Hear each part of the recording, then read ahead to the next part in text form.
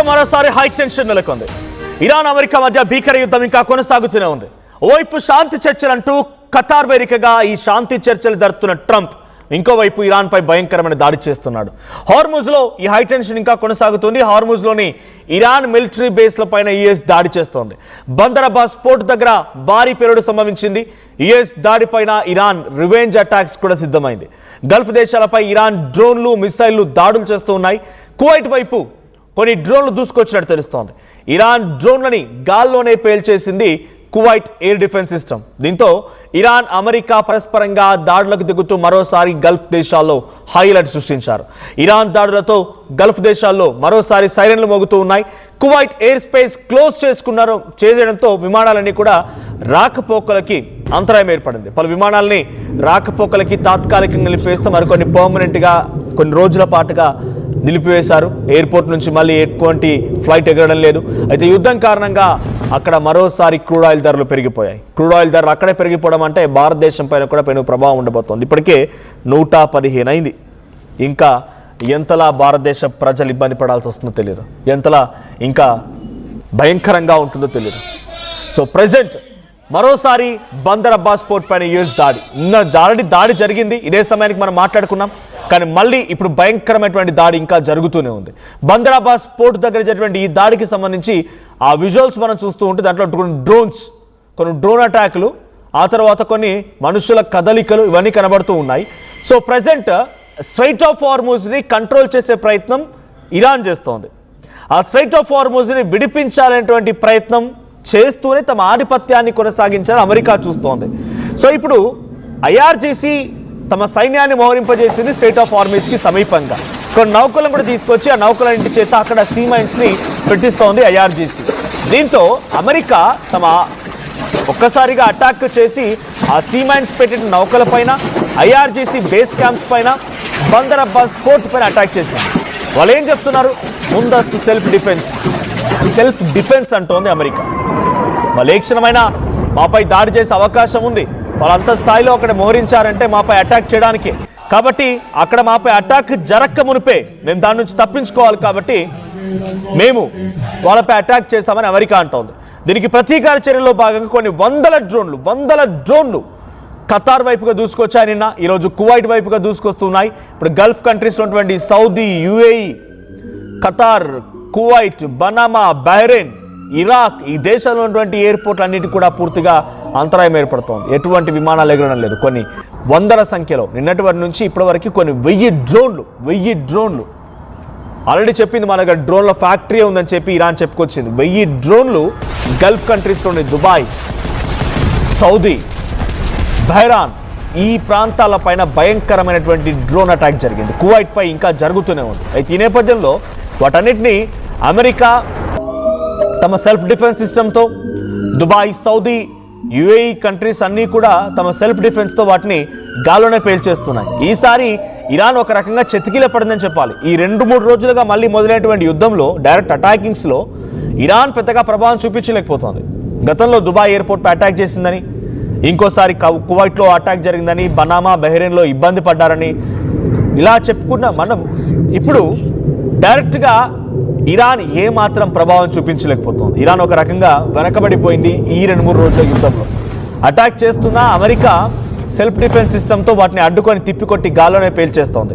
ఇప్పుడు అమెరికా ఏం చేస్తుందనంటే ఖతార్ వేదికగా జరుగుతున్న చర్చలని చెప్పి ఇరాన్ మొత్తాన్ని కూడా అటు డైవర్ట్ చేసి పెట్టిన కండిషన్స్ అని యాక్సెప్ట్ చేస్తున్నాం ఇరాన్ చెప్పినప్పటికీ, మీరు కండిషన్స్ యాక్సెప్ట్ చేసిన తర్వాత మళ్ళీ నాపై రెచ్చిపోతారు, కాబట్టి మిమ్మల్ని మొత్తంగా కిల్ చేయాలి, ఇక బతకనీయకుండా మళ్ళీ మొత్తంగా మీ ఫైనాన్సెస్ని, మీకున్నటువంటి గ్రాస్ రూట్స్ని మొత్తాన్ని కిల్ చేయాలని చెప్పి మళ్ళీ అమెరికా అధ్యక్షుడు డొనాల్డ్ ట్రంప్ ఎత్తుగడతోనే ముందుకు వెళ్తూ ఇరాన్పై అటాక్ చేస్తున్నట్టు కనబడుతోంది.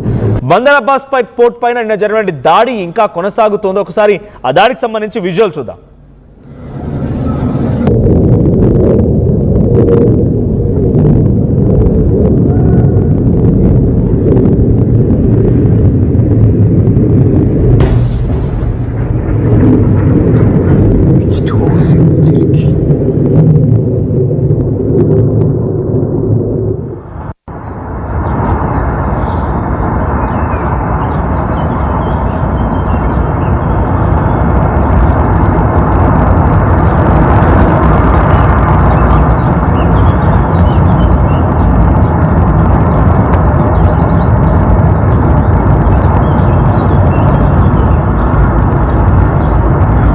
రైట్,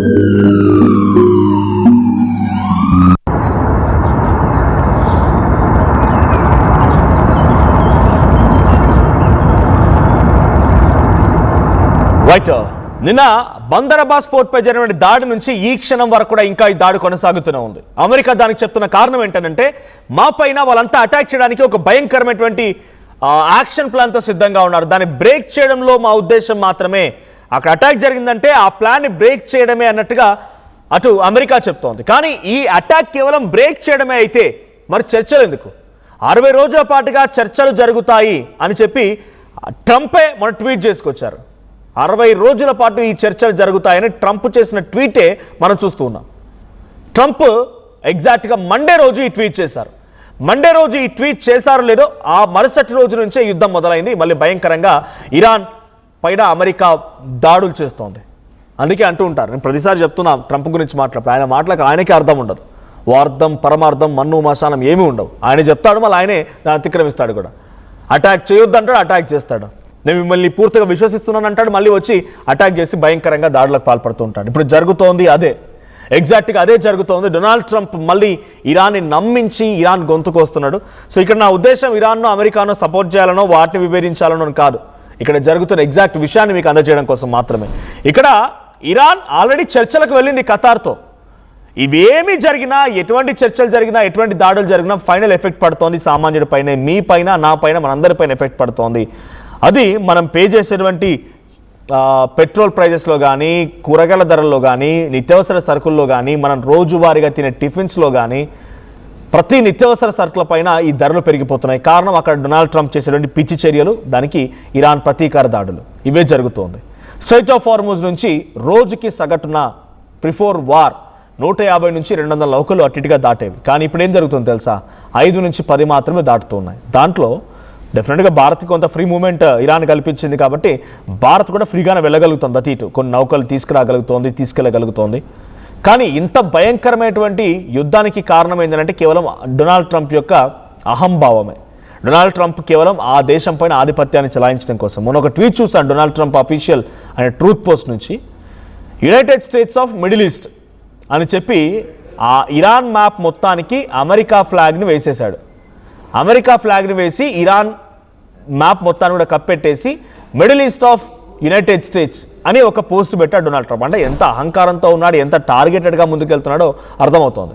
ఇప్పటికీ ఇంకా డ్రోన్స్, మిసైళ్ల వర్షం కురుస్తూనే ఉంది. ఇరాన్ కూడా ఏమాత్రం తగ్గకుండా తమ దగ్గర ఉన్నటువంటి డ్రోన్ ఫ్యాక్టరీ అని ఎప్పుడో చెప్పిన ఇరాన్ ఆ డ్రోన్ అన్నింటి కూడా ఇటు Qatar, Kuwait, Manama, Bahrain, Iran already కువైట్పై అటాక్ జరిగింది. కువైట్పై అటాక్ని కువైట్ డిఫెన్స్ సిస్టమ్ తిప్పికొట్టింది. కానీ ఎంత తిప్పికొట్టినా, ఎన్ని అటాక్ జరిగినా యుద్ధం కనుక ఆగకపోతే రానున్న రోజుల్లో ఇంకా తీవ్రమైన పరిణామాలు ఉంటాయి.